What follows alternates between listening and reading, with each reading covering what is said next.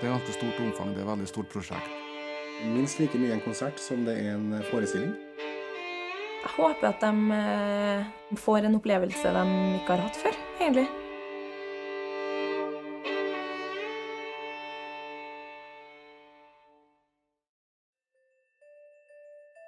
Det er et veldig spennende prosjekt. Jeg har aldri vært med på en sånn orkesterforestilling før. Å ha 20 musikere i ryggen på turné, det blir veldig heftig, tror jeg. Og så er vi 2 skuespillere, nyskrevet manus og en fin, viktig historie.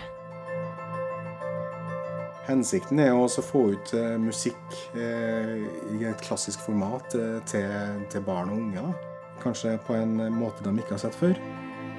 Det er live musikk som omslutter deg på en måte, og det skjer her og nå. Og det tror jeg er veldig rett tidspunkt å få ut det i skolen på.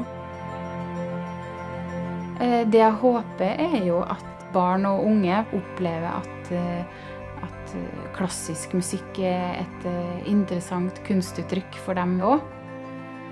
Og at de lærer noen ting om vennskap og utenforskap. Og at de kanskje har kjent seg igjen i den historien vi forteller om det. Det som utfordringen står igjen, det er når vi skal sette sammen de tankene vi har i hodet, og så få det på plass, og så skal alle bli fornøyd. Den gjengen som treffes nå, har aldri jobbet sammen som den gruppa vi er nå. Så det blir nytt for alle, tror jeg. Det er mye meninger når det er mye folk, så det er en del av utfordringen, og det liker jo sånne utfordringer. Hvis det er noe feil, da kan det bli travelt, men vi prøver å unngå det, da. Det fascinerende nå er at du legger stein på stein, og at du ser at det som har vært en historie der, en musikk der, og så har det vært skuespillere der, og så har det vært regissør, at nå plutselig så begynner vi å flette sammen, og at det blir et lite byggverk ut av det.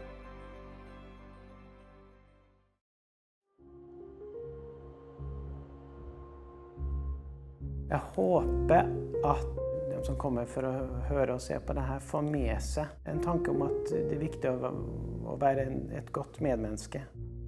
Det kan handle mye om det her traumatiske som er å vandre og flykte fra noen ting og prøve å skape seg noe nytt et annet sted.